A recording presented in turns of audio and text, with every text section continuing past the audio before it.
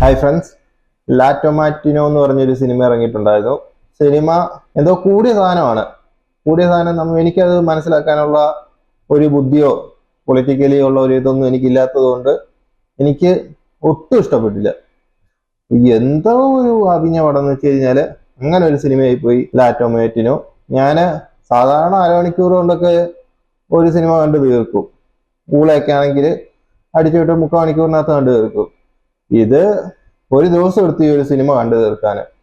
അതുപോലൊരു കണ്ടോണ്ട് അങ്ങോട്ട് ഇരിക്കാൻ തോന്നുന്നില്ല. അടിച്ചുവിട്ടിട്ടോ എന്തോ ഒരു വല്ലാത്തൊരു അവിഞ്ഞ ഒരു സിനിമയായി പോയി. സിനിമയുടെ പ്രൊഡ്യൂസർ തക്കാളി കച്ചവടക്കാരനായിരുന്നെന്ന് തോന്നുന്നു. കാരണം ആവശ്യമുള്ളിടത്തും ആവശ്യമില്ലാത്തടത്തും എല്ലാം തക്കാളി കാണിക്കുന്നുണ്ട്. പിന്നെ പേരും ലാ ടൊമാറ്റിനോനാണ്. അതുകൊണ്ട് എന്റെ സംശയമാണ് ഇതേതോ തക്കാളിക്കടക്കാരന്റെ പ്രൊഡക്ഷനിൽ വന്നൊരു സിനിമയാണ്. സിനിമ എന്തോ കൂടിയ എന്തോ കാര്യങ്ങളൊക്കെ ചർച്ച ചെയ്യുന്ന സിനിമയാണ്. അതുകൊണ്ട് എനിക്കത് മനസ്സിലാക്കാനുള്ള ബുദ്ധി ഇല്ലാത്തത് കൊണ്ട് എനിക്ക് ഒട്ടും മനസ്സിലും ആയില്ല, എനിക്ക് ഇഷ്ടപ്പെട്ടതുമില്ല. എന്നെ പോലുള്ളവരാണെങ്കിൽ കാണാതിരിക്കുന്നതാണ് നല്ലത്.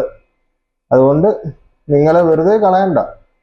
സാധാരണ ഒരു മനുഷ്യന് ഇഷ്ടപ്പെടുന്ന സിനിമയല്ല ഇത്.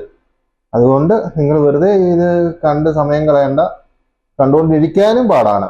അതാണ് ഇതിന്റെ ഏറ്റവും വലിയ ഹൈലൈറ്റ്. അതുകൊണ്ട് അപ്പം ശരി ഫ്രണ്ട്സ്, അടുത്ത ഏതെങ്കിലും ഒരു വീഡിയോയുമായിട്ട് വീണ്ടും കാണാം. നീ എവിടെ പരിപാടി അവതരിപ്പിച്ചാലും ഇത് തന്നെയാണല്ലോ നിന്റെ വിധി.